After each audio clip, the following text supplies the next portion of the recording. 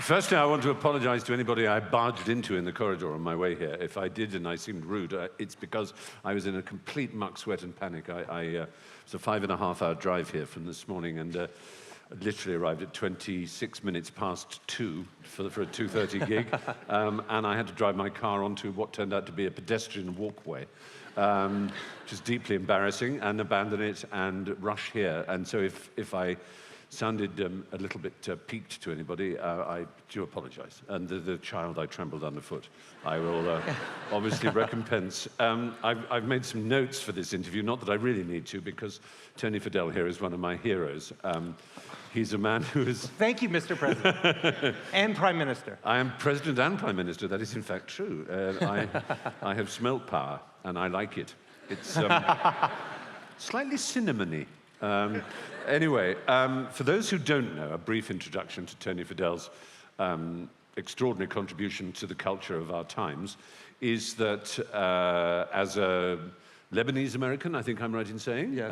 Lebanese, Polish, Russian American. Oh, I'm loving it. That's a very, very good mixture. I'm only Hungarian, Austrian, English. Not good. No Welsh in me at all. Oh, that's an offer, by the way. Dear, oh dear, already.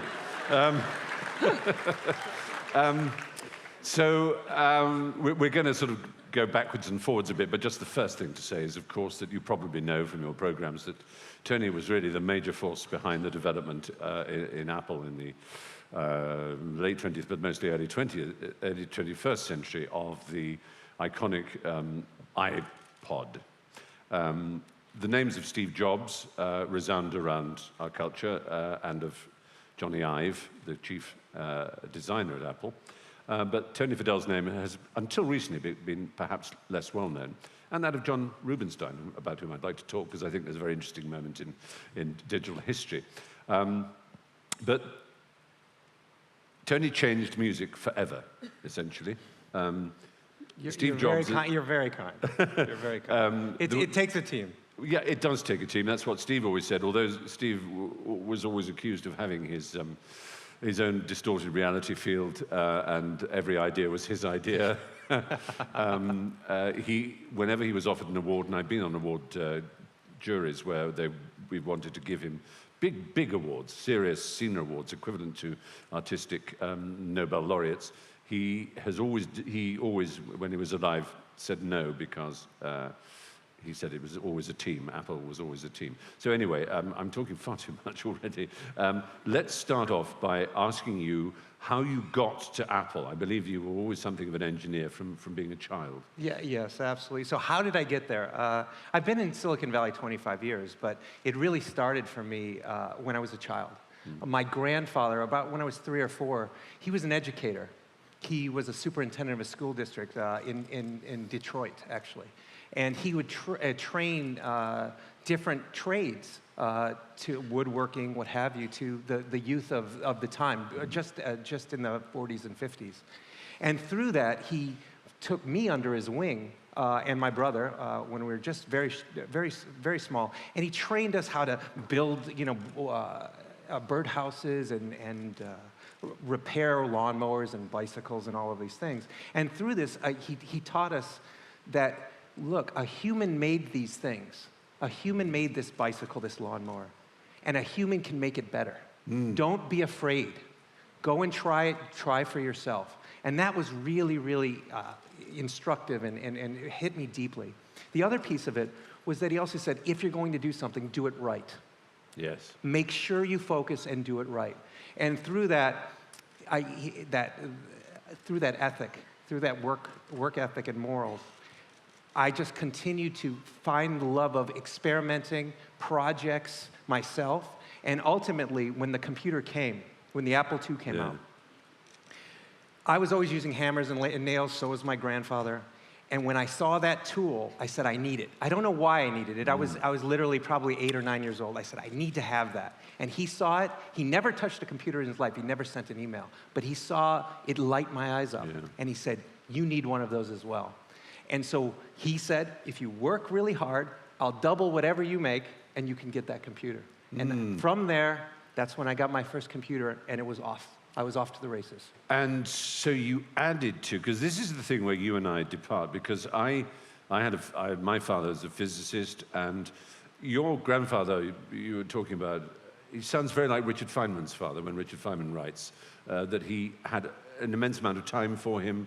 Any question, however apparently dumb, he would answer, why when I jump up in the air in a train, don't I hit the back of the train because I'm going fast? It's actually a very subtle and brilliant question that Feynman asked his father, and his father said, well, let's find out, because his father didn't know. And all these questions about the physics and engineering and manufacture and design and improvability and perfectionism made you a natural fit, I would have thought, for Steve Jobs, for whom perfectionism was a byword. Yeah, it was absolutely to the detriment of everyone working around him, perhaps. Absolutely key. And it was very interesting when working with Steve, when we'd finished the first iPod, and we had shown the world. Literally hours after it was shown to the world, we were back in the lab talking about what was not right, what we needed to do to fix on the next version. Literally hours later. So we always said we celebrated in microseconds. Celebrate for a microsecond and let's move on and continue to our work of perfection. And it was absolutely amazing. And that happened time and again after, for me, 18 generations of the iPod. There's a story which I believe is not true, but there's an Italian phrase that describes it. Se non è vero, ma è ben trovato. It's not true, but it's well-founded, which is the story of one of the early prototypes on the fish tank, which I'm sure you've heard of. Have you heard that story? Well, a story says that John Rubinstein and you and Johnny Ive walked into Steve's office with an early prototype of the idea of any American device. It has to fit into, Americans all have in their shirts pockets here. The classic German street shirt has no pocket here. And so in the days of Palm devices, whatever, they had to fit in the, and Blackberries, they had to fit in the shirt pocket. And Steve's idea of the iPod was that it had to fit. Anyway, this one arrived, it was just a bit too wide. He had to do a bit of, it did fit, but he had to do a bit of wangling. He said it's too big. And either you or John Rubinstein or somebody said, Steve, there are laws of physics. You know, this is as big as it gets, all right? And he dropped it in a fish tank, and bubbles came up. And he said, looks like there's room, guys. And So actually, that's actually a story. That's funny. That's actually a story of Noria Oga at Sony. So this is actually when the first Walkmans, one of the things that actually inspired me as well, as Sony was one of the idol brands when I was growing up. He took a Walkman, one of the first ones, and he put it in a glass of water, and bubbles came out. And he said, you can make it smaller. Yes. So absolutely. So, but that was a Sony story. Yeah, this is how Sony story. Myths are born.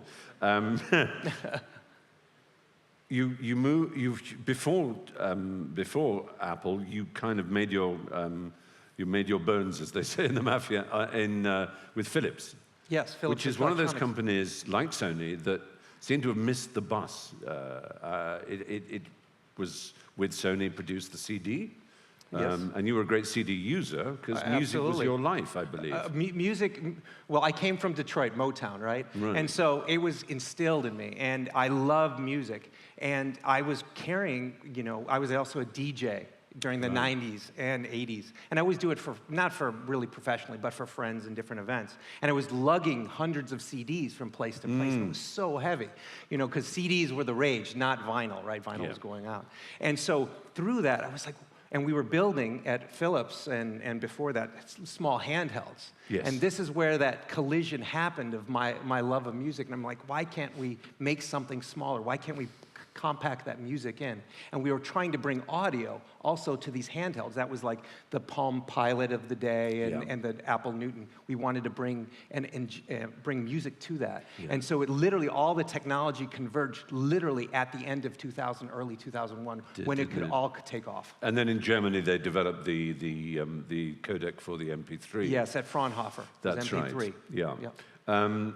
And just because this is the Hay Literary Festival, and they may be wondering why they're talking about you know, things that are basically nerdy and nothing to do with books, Can we look at 1995, which saw the publication of a very influential book, which can be seen still to be immensely prophetic, and that's Nicholas Negroponte's Being Digital, which I remember reading, and it was as if somebody had switched the light on. It was an extraordinary moment. And this is a book, ladies and gentlemen, which is very, very simply said in 95, that the world is going to be divided into things that are made of atoms and things that are made of bits, electrons. Exactly, electrons. Essentially, electrons have no mass. Now, that can't be true because the whole Large Hadron Collider experiment is designed to prove that the Higgs boson is there in order to endow mass on the electron. But for all intents and purposes, they have no mass. For example, this iPad mini has a few books on it and weighs however much it weighs. I could put 1,000 other books on it, and it would weigh exactly the same. On the other hand, I don't have to tell you, if you put into your luggage 1,000 books, just how many pounds stone that would take of mass. Atoms are physical, and they weigh. Electrons, bits, don't. And in 95, really quite early, Nicholas Negroponte wrote this book, which I would urge you to read. It's a really wonderful book, which I think will stand the test of time. And he foresaw digital books, e-books, as we now call them, Kindles, all the rest of it. And he foresaw the entire move from things like DVDs and CDs into this world now of weightless content, as we like to call it. And I wondered if you read the book and whether it was like, oh yeah, I know all this, or whether you thought he was actually prophetic and worth paying attention to. Well, Nicholas, I was actually going to his lectures actually in the early 90s. Really? So yes, I would go over to the East Coast and go to his lectures, because at the time we were still wrestling with should TV be analog or digital. Yeah. And this was the whole thing that spurred him to write the book, because he wanted the whole world to move to digital, especially for video. Mm-hmm. And that was one of the reasons why, to educate the public about digital and why we should go that way. Because if people didn't know, literally in Japan, they actually had HDTV, but it was all analog at the end of the 80s and early 90s. And they said, let's bring that standard to the rest of the world. And it was a huge fight for many years to actually move it to digital, where it is today. It's extraordinary how standards can't be settled. I mean, NTSC in America against PAL in Europe, and against the different system in Japan as well. And I mean, still to this day, we can't fit the same plugs in the same sockets. And a lot of that is protectionism, right? It is. It's very dumb, isn't it? It's done with books today, right? Even ebooks, right? Only this ebook will work on this device, or vice versa. Yes, exactly.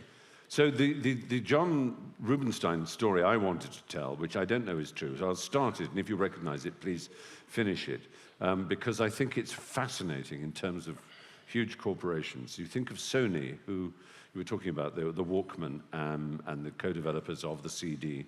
They were not only people a corporation who made things like CDs and computers and players, even the very early e-book player. You remember that? Yeah, absolutely. Chunky, clunky one, well before the Kindle.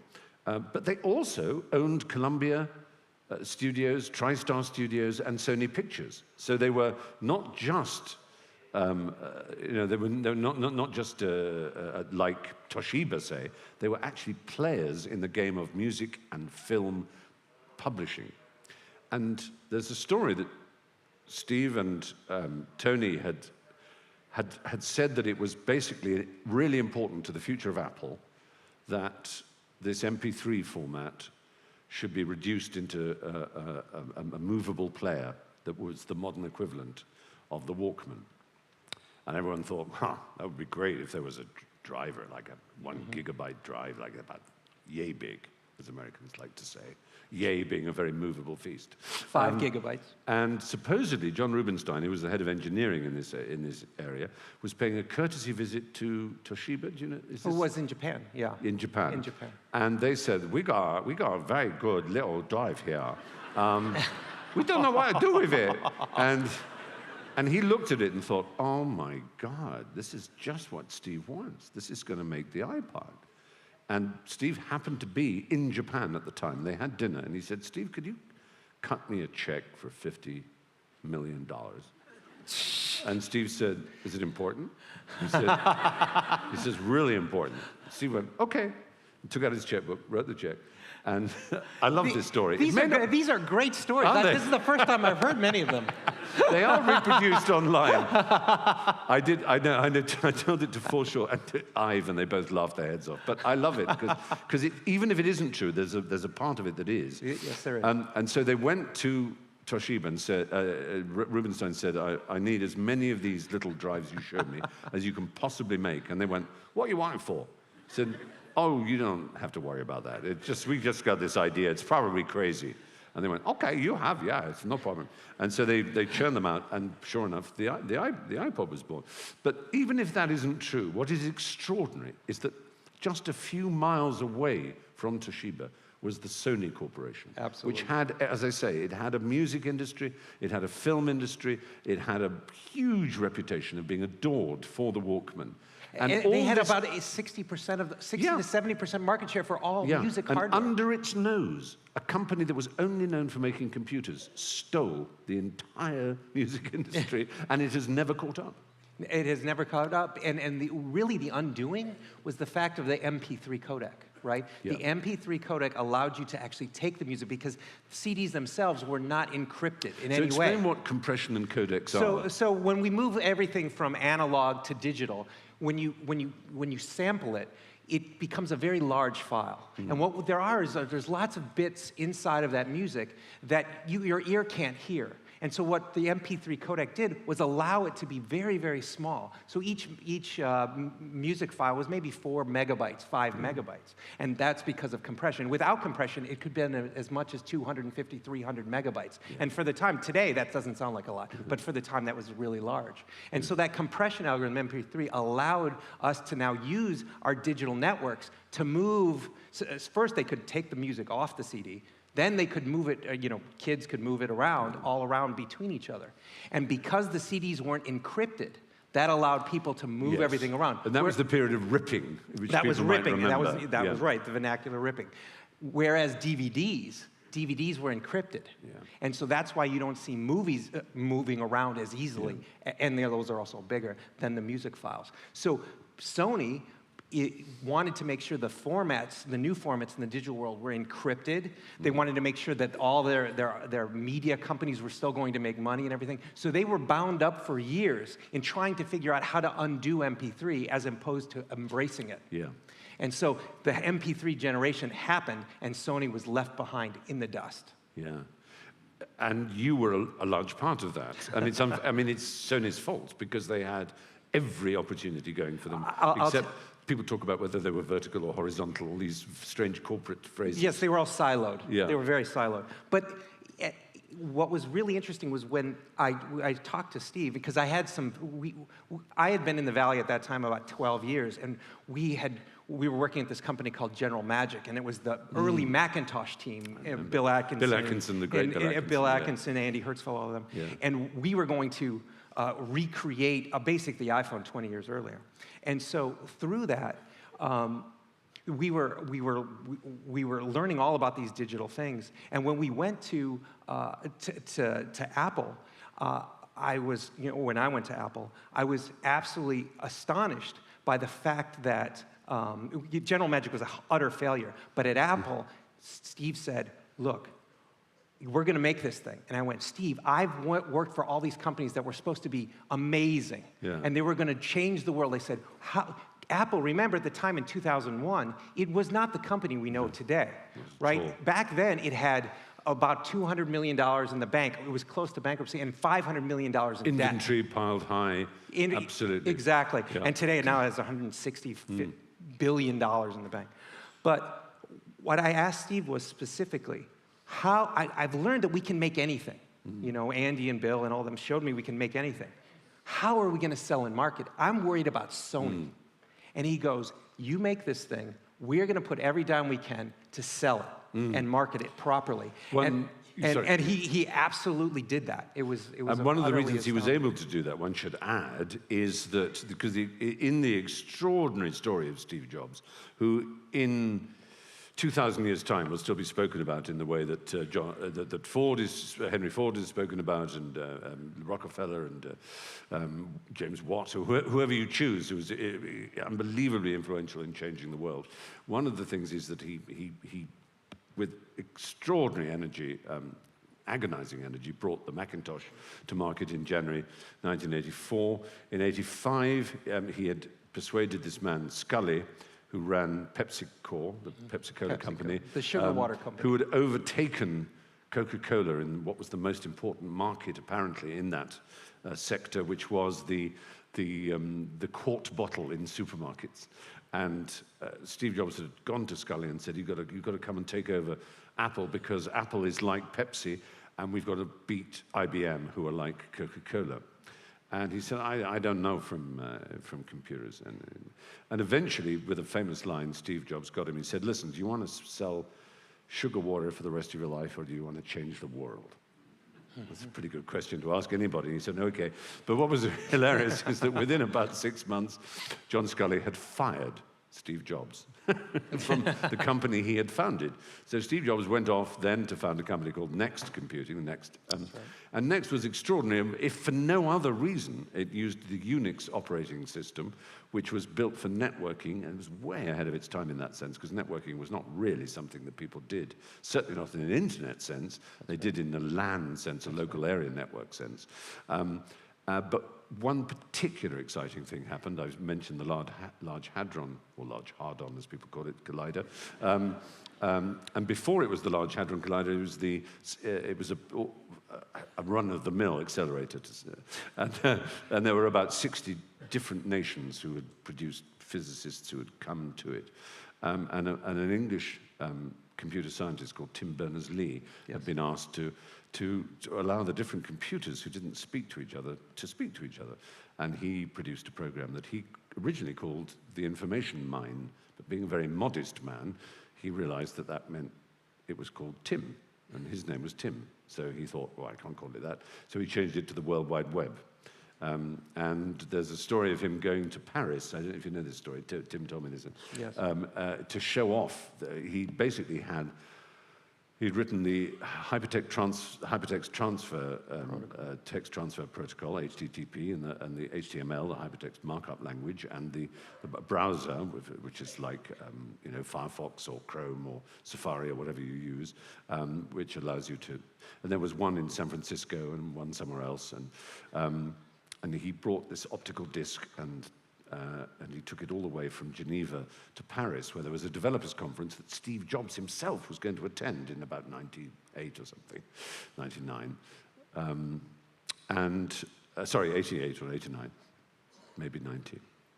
And Steve Jobs went along these rows of different bits of software, like a duchess at a flower show, sort of sniffing them and going, oh, very good. Only being Steve, of course, he went, that sucks, that rocks, that sucks, that rocks, that sucks, that rocks, that's shit, that's insanely great, that's, And just as he was about to get to the optical disc, which contained the World Wide Web, the most valuable piece of code that has ever been written, someone said, Steve, if we're going to make Roissy Airport, we better go now. And he never saw it. Yeah, and he died before meeting Tim Berners-Lee. Exactly. They never met. Right. Quite astonishing. But the point I was trying to make is that he then founded Pixar, which I'm sure you've all heard of, the famous little lamp that appears with Pixar written across it, and the famous movies it's made, like Toy Story and so on. And Disney bought Pixar, so that by the time you're talking of about people saying, well, how did Apple get involved with music? Steve Jobs was one of the major Hollywood players, because he was the chief stockholder in Disney, more than Roy Disney. He had more stock than Roy Disney in the Disney Corporation. So he was in a position to be able to get the big Columbia and all these other, even if it was against their interests, to get them together and say, this is how music is going to be. Yeah, Hollywood and the LA area is very a relationship-based business, right? And because they had that relationship of trust with Steve, and also because the market share of Apple was very, very small, even in the States, they thought digital music was just going to be, we'll experiment with Steve and Apple and see what happens with digital music, and then we'll really figure out what the real business model will be after we see how this plays out. We can control this Adolf Hitler. Yeah. So what was just to be personal, what was your actual contribution to the iPod? Did you sort of do the whole flow chart and... So literally, I was called, John Rubinstein and I had a mutual colleague and friend, and we serendipitously had lunch. I had one day with this friend, and then the next day John had lunch with that same person. And through that, he was like, John said, do you know anyone who knows about digital music and knows about handhelds and what have you? And my startup at the time, which was doing digital music and those things, was not doing really well because it was year 2000, right? When everything just crashed in the internet. Oh. And he said, oh yes, I know this guy, Tony. And from that started, and John had me come over, and he said, hey, we have this thing called iTunes, it's going very well, but we're only we're burning CDs, mixed CDs. We're playing with these MP3 players, because there were MP3 players at the time, but we can't really make them work well with iTunes. There was Arcos. And Arcos and many Korean brands you wouldn't know of. Yeah. And said, what would it be if Apple made one? What would it look like if Apple made one? We want to task you with that job. So over a period of 6 weeks, 8 weeks, I then went and did all of the research, pulled together all the chipsets, all the storage, the batteries, all of the various pieces, the schematics and what have you, and even the pricing, all of those things, and put it together in a package, made a styrofoam model, weighted with my grandfather's fishing weights. Good Lord. Put it there, and then made two other models, two other ones, because with Steve, you always had to make 3. Right. Well, 2 that were really shite, and 1 that you really, right? And so then, literally after 6 weeks of doing that, working day and night and day, bringing those in, and then actually presenting them to Steve. And that was really my first real meeting ever with Steve. God. And when did Johnny Ive come aboard? So it was literally about, there's lots of funny stories. I met Johnny about 3-4 weeks later, and then Johnny got involved about 6 weeks later. Right. From that initial meeting. And was the idea of the circular thing yours, or do you remember? Or you mean the wheel? The wheel. So the wheel. So I had this. I made some buttons, and Phil Schiller, who is still at the company today. He's a terrific figure. Yeah. Great guy. And he brought in a jog shuttle wheel from a product, and he's like, we need to have this on it. They wouldn't tell me about it because I was a consultant. But Phil goes, I think we have the right interface for it. And Steve and Phil goes, can we show this to this consultant guy? And Steve goes, okay, he's good enough. Bring it in. He's cleared. And then I'm like, okay. And I was like, I know how that works. Okay, we'll just throw that on as well. And so from there, then literally, I became an employee, and about 7 months later, we shipped the first iPod. And I've asked Johnny Ive this, but do you remember the first time you were on a trolley bus in San Francisco, or somewhere in a hotel in the valley, and you saw somebody you didn't know who had actually bought one, using one with the plugs in their ears? Well, you didn't see them using it. You always just saw the white earbuds, the iconic earbuds, right? And smile, and you're just like, and saw them kind of doing that. And absolutely. And that gave you a buzz. Oh, and I would go over to people and I'd say, what do you think of this product, right? And because I wanted to get reactions. Absolutely. Because again, we had gone through so much failure, or at least in my career, and I'd been working for about 11, 12 years, working incredibly hard to see somebody light up, and I was like, oh, I think we have magic. Because during the whole time of the development, our team we were so stressed. And Apple was really hurting at the time. Yeah. And so we were just so hopeful that this was going to take off, because it was a huge risk, right? We were just in the computer business. And then when the iPod first came out, people said, wait a second, Apple in the music business? This makes no sense. This is horrible. It's too expensive. It's too big. It's all these things. It's going to fail.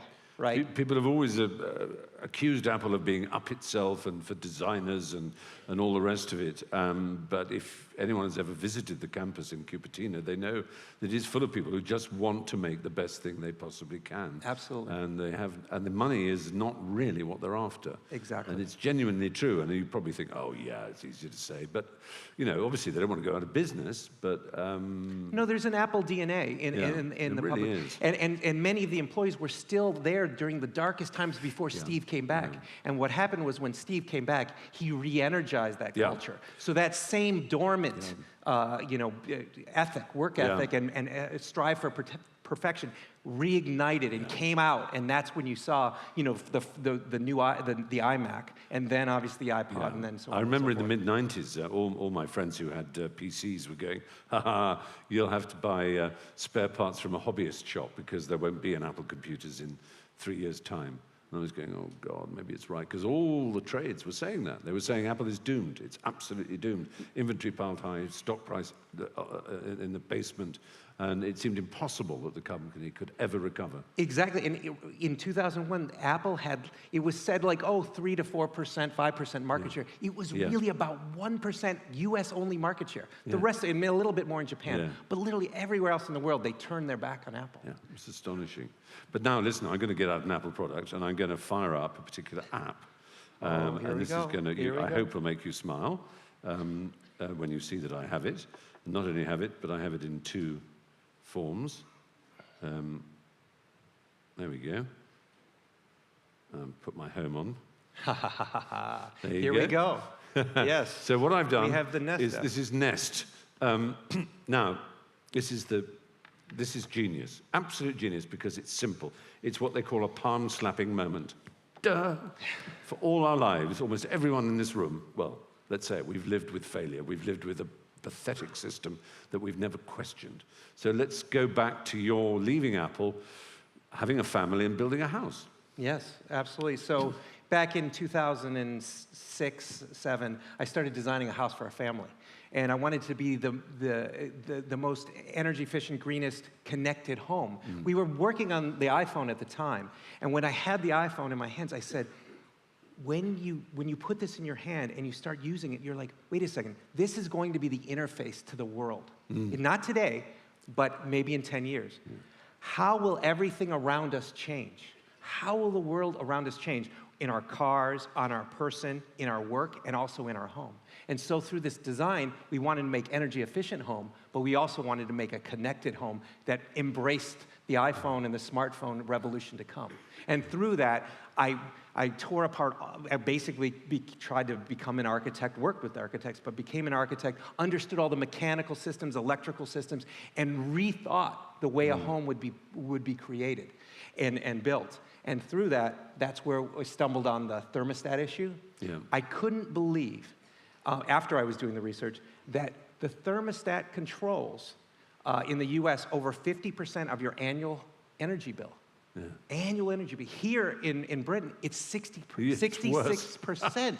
And we have cooling in the US. Here you just have heating. Yes, that's right. So 66% of every dollar you spend on energy goes into your heating.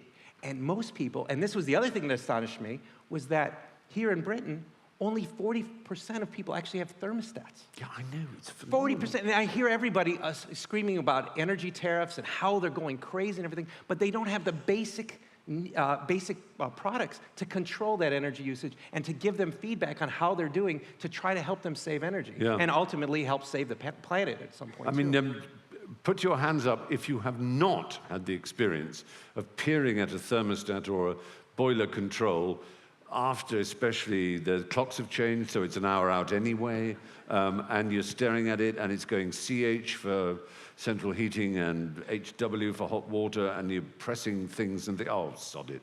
And you just, nobody's put their hand up, because we've all been in this miserable position. Well, I mean, I'm not here as... I'm not on a take. I don't have shares in Nest. We were already just purchased. So yeah, I'm sorry. Exactly. Google bought him for $3.2 billion, to be pleased to know, when you had, I think, 320 employees, which is something like $100 million, $100 No, hang on, 10 million. $10 million an employee. That's pretty damned impressive. I don't know if you can see this. There you are. Yes, you can. So that says 18 on it. That's one of my boilers in a flat in London. I can just go like that. Oops, sorry. There you go. Oh, yeah, there it is, moving around. Oh, I haven't. Oh, sorry, it's my fault. It should work. Oh, there we go. It's black now. There we go. So now I put it up to 21. So it's winter, and I'm away, and I'm flying. I'm in, say, an airport, and I think I've had the central heating off, saving money all this time. But I'm about to arrive home, so I want it to be at 24, 22. That's all I have to do. Nothing else. Wherever I am, and the Nest system will turn my boiler on until it gets to that temperature and keep it at that temperature, and I arrive home warm as toast in the middle of a really hard winter. It's that simple. And even better, when you left on your vacation, it noticed you were away. It noticed you weren't home, and it turned itself down to the energy saving temperature you set. So literally, you don't have to go and fiddle with it all the time. You don't have to do, exactly, you don't have to do this. And if you just, typically most people know what temperature they like it in the morning or the evening, whatever. After just 3 days of doing that, it programs itself. So it actually just learns your habits and your patterns, so you don't even have to worry about it. And what we've been able to do now is already save over 2 billion kilowatt hours in the U.S., or in North America right now. 2 billion. That's the amount of energy the U.S. uses in 30 minutes, the entire U.S. in 30 minutes, and we are only in less than 1% of U.S. homes. And that's astonishing. So I should say that does deserve a hell of a round of applause. That's simply amazing. Amazing. And also, it's not just thermostats. There's smoke alarms as well. Yes, smoke alarms and CO detectors. And CO detectors. So generally speaking, you're beginning to see this creep into the things that we rely on and use. Well, they're mostly unloved. These are ugly, the same products we grew up with. They haven't changed since 70s or 80s. And why haven't they been loved? No one is trying to strive for perfection. They're just kind of commodity because we don't learn about those things. Usually just the installers say, this is what you need. You don't shop for them. You don't shop like you do for smartphones. And so the other thing we changed is we wanted to make sure people are aware of these options and go to where the smartphone shopper shops and make sure it's right there so they can be educated and understand that there's actually technology that can allow them to save money, be safer, and those things. And it should be as cherished as that smartphone. Yeah. You don't, I mean, you're obviously someone who doesn't stop. And I'm sure when we come to audience questions, which we will in a minute, people will ask for your prognostications. But is there something you're working on at the moment that is in a different area or in the similar area that's expanding that is going to excite us? Yeah, we're looking at all kinds of different unloved products in the home, and so we have a large roadmap. And luckily, now that we're with Google, we're actually able to accelerate. So now, you talked about 320 employees. We're now going up to 1,000 over in the next few months. So we have a lot of things going on, and we can't wait to show the world. Have you driven the Google car? You mean has it driven me? Oh, has it driven you? Exactly, that's the point. Yes, absolutely. I've been in it multiple times, and a close friend was actually one of the people heading that up, and it's absolutely transformational. Yes. It actually drives better, and I'm a driver. I like to drive cars, and I'm from Detroit, right? So I drive around a racetrack and what have you. And when you're in it, it's actually amazing. We've driven racetracks with it. We've been in high traffic areas with it. And it is as safe a driver as any professional driver I've been with. Yes, I mean, there's a fascinating, people hear about it and they think, well, the pleasure of driving is taken away from you. But of course, like a cruise control, you only have to put your foot on a pedal or grasp a control, and it's yours again. But also, it's sort of built in to be extra safe. So if it sees ahead of itself 2 or 3 pedestrians who are about to cross the road, it can't tell if they may be about to cross the road. They may not be. It will suggest you take over because it trusts your instincts as a human being with eyes and a brain that have evolved over hundreds of millions of years over its own that have been evolved over 5 years. Exactly. And, we talk about the love of driving, Yeah. but I'm sure you didn't love driving here today. No, I All right? certainly Exactly.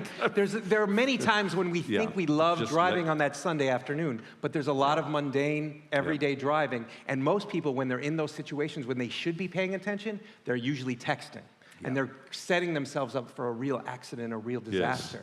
And so there's got to be a natural blend here of how we can have technology work on our behalf when we're in these, how can I say, non-humanistic traffic situations. Yes. And there are all kinds of ethical and moral issues that seem to arise in people's minds, possibly because it takes us, not surprisingly, a generation or half a generation to become used to the idea of anything that replaces a technology we're used to. So, here at Hay, it's particularly true. Over the past 20 years I've been coming here, the idea of electronic books has been met with fierce opposition, total skepticism, reluctant acceptance, total embrace, a mixture of both, and so on. I mean, we agree that the objects, books, as printed from the days of Gutenberg in 1450 onwards, have a joy and a smell and a pleasure, that a jouissance, as the French would say, that one wouldn't take away from them. But we also accept, as I said earlier, that carrying them on a plane is a hell of a bore. If you're just going to read on a holiday or on a business trip or whatever it might be, a lot easier to take a device like a Kindle or an iPad and so on, a Nook, whatever it might be. But when it comes to things like cars, people think, oh, now here, what's going to happen when the first Google car causes a death? But of course, all our lives, we've been subject, really, to the imperatives of the insurance industry. And I have a very strong suspicion, and you can get back at me in 5 years' time if I'm wrong, because it really is this soon, that the insurance industry, if you drive a Google car or similar, will charge you £100 a year. But if you drive a non-Google car, it might be £2,000 a year. Exactly. Because, frankly, it will be safer. And you may say, but that can't be right. But almost all accidents are human error. And there may be the odd Google error, but it will be so small, and all that insurance companies care about, as you will know if you've watched Billy Wilder's great masterpiece, Double Indemnity, are the actuarial tables. Exactly. And it doesn't matter why it's true that people with red hair have more accidents, or why it's true that if it is simply an empirical fact, you cannot buck it. And believe me, maybe you heard it here first, maybe you already knew it, but that's the reason why automatically driving cars like Google cars will take over the roads, because we won't be able to afford any other way. Well, if you're very rich, you'll be able to have an Aston, and you drive it around the track, and you have really good fun, and you'll make Google drivers go, woo, and the Google driver will automatically get out of the way as soon as it hears the engine note. I find it very fascinating that people care about driving, right? They want to have that control. Yeah. But if we go back, when driving first started, it was about carriages, right? And someone else drove the carriage. And you wanted to be in back of the Rolls Royce or the Bentley and have someone drive you. So I think we're going to have a full circle event here where it's not necessarily a human, but it's a human plus a computer working in tandem to drive. The other thing that's, to your point about insurance, is now in the US, you can actually put a little box inside of your car, and it hooks up to a port that all cars have around the world. And if you allow, the insurance company will give it to you. You put it in there, and it takes the data, and it sends it to the insurance company of how you drive. And you can actually save today, in the US, if you allow them to do this, 10 to 15% on your insurance, because they can actually monitor your car and show that you're actually a good driver. They just don't wait for the police to find you. You can actually show it. And it's happening right now. In fact, with our smoke detectors, that's the same thing that's going to happen, is that they want to make sure you have these kinds of devices in your home. So they will give you discounted insurance, because we can tell them that it's actually in your home and it's actually protecting you, so that we can reduce the insurance. Well, so more of this visibility that happens, the more the risk is taken out, and the actuarials just do their numbers. I have a particular way of frying bacon that always results in beep, beep, beep, beep, beep, which is extremely annoying.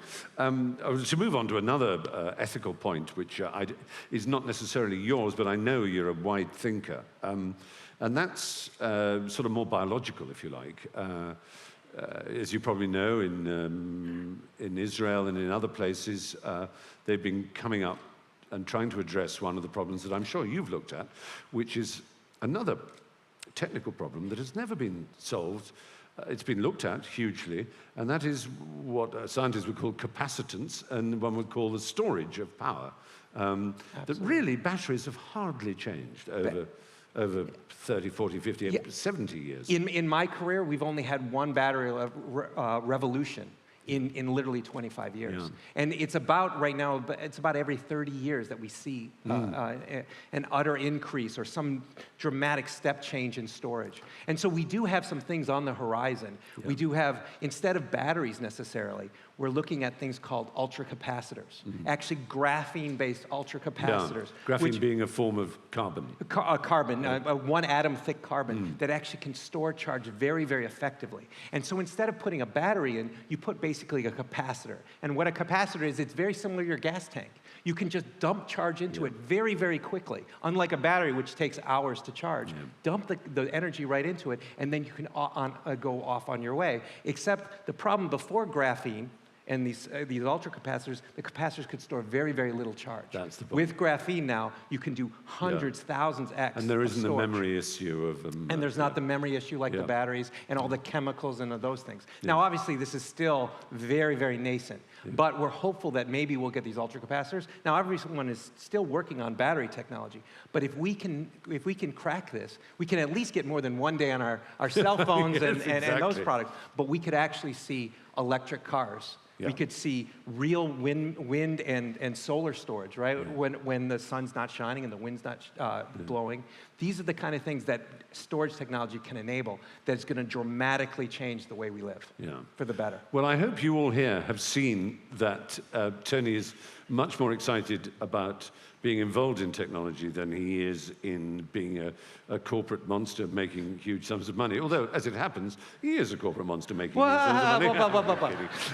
But I'm sure you've also grasped that he is intellectually fascinated by technology and the future and society's responses to it. And literature. And literature. In fact, I ought to have made that point. Music and literature are hugely important to him, and also art collection. So you're very much at home with an audience that I have always described as the most intelligent audience you could find in Europe. And they, I'm sure, will have questions. We've got about a quarter of an hour and slightly under, so we're going to raise the lights.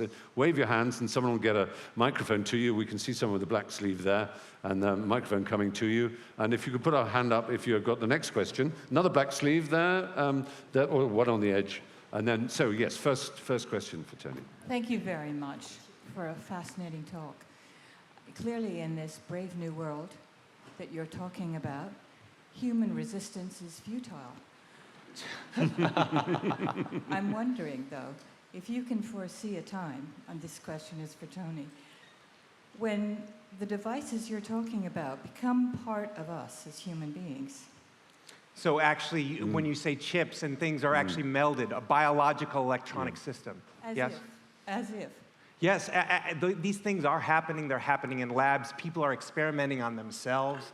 There's all kinds of these things going on right now. And there's actually chips today that you have a chip and you can actually grow cells on top of, and they can interact and move data between two chips with cells. So these things are happening. They're very, very far out. But yes, you can actually see these things.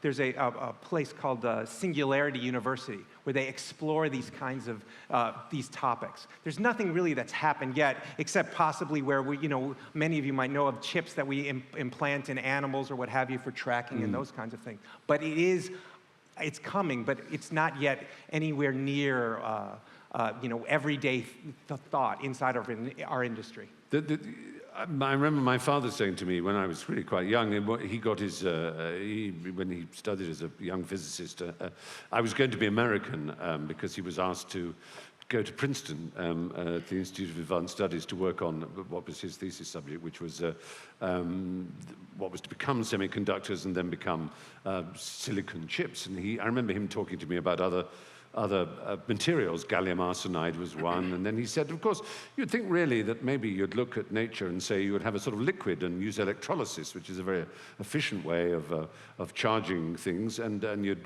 build it and you'd have a soft material that was very, and then you'd suddenly discover that you'd made a brain. And that is pretty much the way it's going. I think you'll see more and more technology that is kind of proto or crypto biological, isn't it? There's actually a company that Google just bought called DeepMind, actually here from the UK. And it can actually simulate and learn itself to how to play video games. You should go on the web and look at this. Literally, it has learned how to play video games better than any human.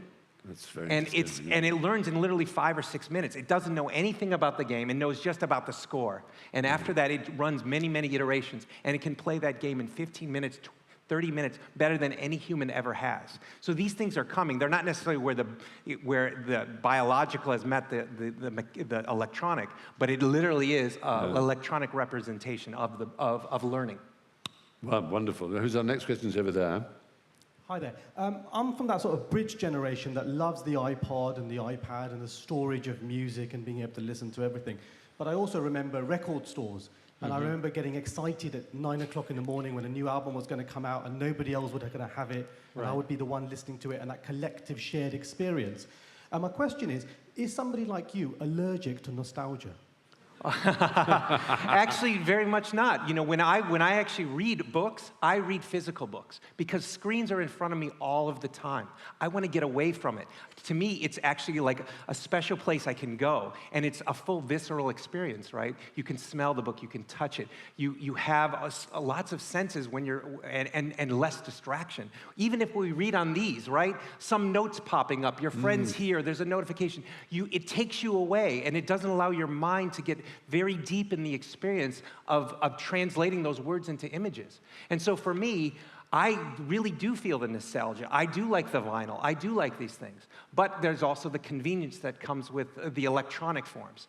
I think we need to balance those. You know, when we got the telephone, we didn't stop talking to each other face to face. It just happened to be more convenient, right? But we still travel to meet each other. We still want to talk in these kinds of settings. So I don't think we're going to lose it. It's going to change. We just have to obviously ask the right questions. We have to continue to make sure that we're not losing our humanity with all this technology. Sometimes an escalator is good, sometimes the stairs are good. We're always going to have staircases, and we're always going to have escalators and lifts. I suppose, you know, the idea that one thing will get rid of another. And in fact, there's been a big rise in the popularity of vinyl, and I miss, certainly, you remember that echo, or sort of pre-echo you used to hear of a record that you played a huge number of times, whether it was your favorite Rossini overtures or it was Abbey Road, whatever, and you heard Come Together just begin before it began because the needle had worn it so much, and you knew which track was next, so it had to be in the right order. And now you have all these playlists, and you hear Here Comes the Sun, and it's followed by something completely other, and you think that's wrong. It's an insult to the way the Beatles put together their playlist. But the fact is, you know, you don't have to surrender. You can live a life that's both digital and non-digital. Absolutely. The fact is we can have both. It's wonderful. There's someone over there. Have you got a microphone? Oh, we got a microphone over there first. You take it to them. Okay, so first of all, thank you very much for an incredibly enlightening talk. My question to you is, what plays a greater influence in design or the further of design? The will of the designer or the barriers that technology presents in terms of halting the furtherment of design, at least right now? Well, you know, there's always a balance. There's sometimes you want to design something, but the technology is not capable of it. Or sometimes the technology is so capable that you actually have to hold yourself back from enabling all of those things. So it's a gentle balance. I call it a creative chaos between these two worlds that you have to draw the line between to make sure, and that's what great design is and this is the piece about, you know, the iPod, right? The iPod looked great, but it also worked well, and it was that combination and teamwork that made sure that we balanced it. And we could have done other things with the product on the first go-around, but we didn't. Because what I learned, especially at General Magic, we created the iPhone 20 years too soon. We had electronic mail. We had downloadable apps. We had all kinds of electronic communications and things. We even had music on it. But it was 20 years too early. And it was not until we just said, look, this is just a digital version of the Walkman. And then we added photos, and then we added podcasts, and then we added video. And each of those things allowed the society to adapt and take these on and embrace it. If we would have said it did everything the iPod did or the iPad did in that year, we'd all go, I don't think I need that. Yeah. But it's our job as designers is to lead and to show, here's one change, and then we build upon that. Don't do it all at once, because that's why General Magic was a failure. We have to understand how society works, and not just say, here's the best thing ever, and you all have to switch. You don't know you need it. You say, oh, it's so amazing, but I don't know if I need it, because we didn't really solve any one particular problem. We solved lots of things. And so we have to be cognizant as designers to make sure we lead and understand the psyche of the times to make sure we're not too far ahead. I'd also say that things should be human-shaped rather than technology-shaped. Absolutely. And that humans, we've taken, as I mentioned earlier, hundreds of millions of years to evolve, more than that really, but we'll count from the last big extinction event. And we are programmed inside to respond to things that are welcoming, that we like to stroke, that are friendly, and not just simply the sum of their functions. And when the iPhone came out, I remember a lot of people who used Windows Mobile saying, oh, my Windows Mobile can do all of those things. But yes, if you drilled down about 4 levels into wireless, you could vaguely get there, but it was ugly and it was clunky, it was unpleasant. You used a different type of touch, you had to have a stylus. But the smooth, slidey, welcoming, it was like petting a dog. Now you may say, well, that's ridiculous. It's just but this is with me every day. It's a companion, it's a vademecum. And I want it to be charming. I want to like it. Of course, it's frustrating, and sometimes you want to throw it out the window because there's no signal, or something's gone wrong, or it's got too hot, or the battery's run out. But that's true of a dog. It's pooed on the carpet. It's done something. It's done something really bad. But you don't love your dog because it's the sum of the tricks it can do. You love it because it's strokeable and it's adorable, and there's something about it that you just can't resist. And a good designer is able to give you that. And that's what Johnny Ive is, and that's what your team was. And I also have to say is also good design makes you look at the world differently and look at yourself differently and learn about yourself or learn about the world differently. So it's not just about, because when you have your dog, right, there's more humanity in you. There's more, right, you go, oh, what's and wrong? Fitter. And you think about it more. And I'm not trying to say that technology is going to replace dogs, but at the end of the day, it does make you look at the world differently and hopefully educate you and take you to another level. Brilliant. Have we got more? Oh, there's one in the front row there, and we've got one here first, so one in the front row after that. Yep. So thank you very much. This is a fascinating discussion. The inventions that you've made and those of many others have a flip side of the utility that they create, which is the amount of data that we're all creating about our lives. And putting aside NSA and what the government might do, there are computational psychologists, for example, at Cambridge, who are creating predictive models based on publicly available social activities and other data sets that are far more specific and correct than anything an actuarial might be able to create. So how do you think, as an inventor and the benefit side, how do you think about the trade-offs with data protection and privacy?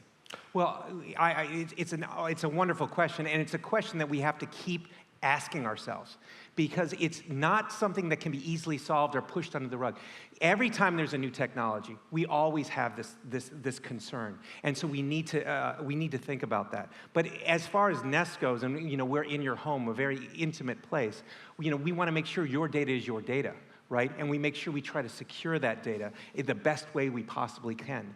So it's great to have the conversation, and we have to be aware of the issues, but at the end of the day, technology can be either used for good or bad, and we believe, just like we talked about 2 billion kilowatt hours, if we didn't have this type of technology, we would not be able to help society and help us get over some of the major challenges we have in the globe. So I think we need to also balance not just personal privacy and security and family privacy and security, but we also have to think about the greater good for the planet as well. And these things need to come together, and we need to have this conversation. But we have to do, we as technologists, as product people, we also have to be open and transparent and be a part of that discussion to make sure that you understand that we're also humans and we're not trying to be some crazy monster trying to suck everything out of each individual here. Thank you for the question, but we definitely do feel the issues of the day of privacy and security in these kinds of products. Yes, and it was a good question, and just in case anybody didn't fully sort of get what it was about, because you talked about data sets and actuarial tables and so on, it might have seemed, I'm not meaning to patronize you, but just to unfold it a bit. An example that I would give you, which is now 5 years old, is Twitter, which is something I know a bit about. And I remember a Hollywood executive telling me that for the first time, Twitter was able to give information for them, which was incredibly useful, worth millions of pounds. Now, you may know that when a Hollywood movie opens, it opens on a Friday in America, and then on Monday morning, the tradition was that they would be going all over the box office take around America, and that opening weekend, as it's called, determined both the success and the buying power of that star who opened it, and it would tell them exactly how many DVDs to print, because from that opening weekend they would know how big of a hit they had.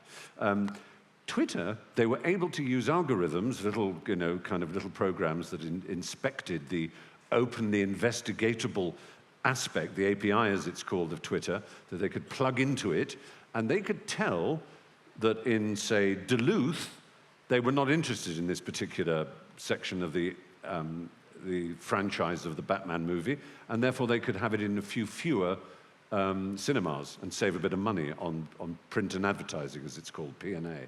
But in this other area in America, they seem to be very excited about it. The algorithm could detect sarcasm. Oh, sure, I'm going to see that movie. They could tell from previous tweets that guy had made that was sarcastic, whereas somebody else was going, I'm sure going to see that movie. They'd know that that was the truth.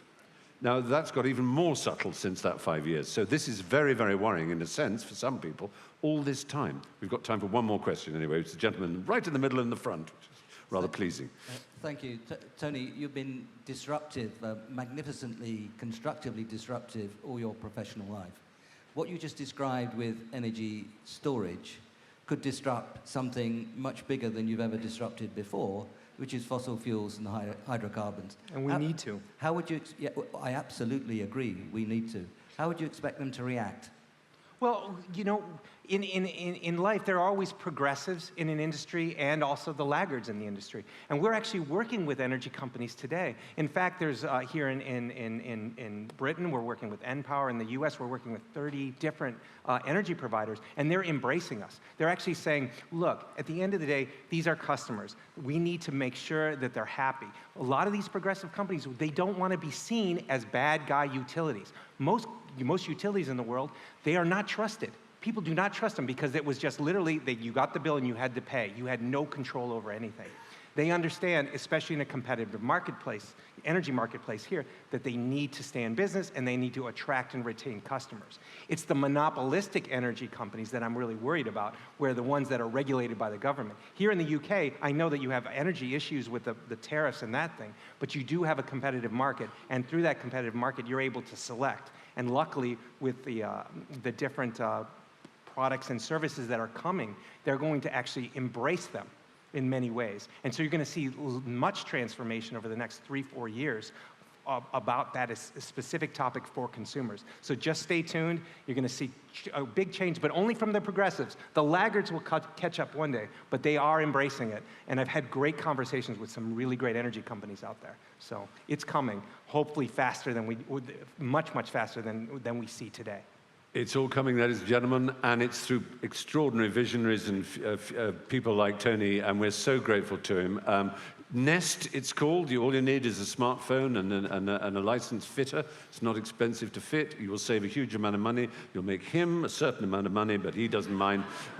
He's a very charitable and generous gentleman. And you've been a wonderful audience, and thanks very much. We have to go now. Thank you.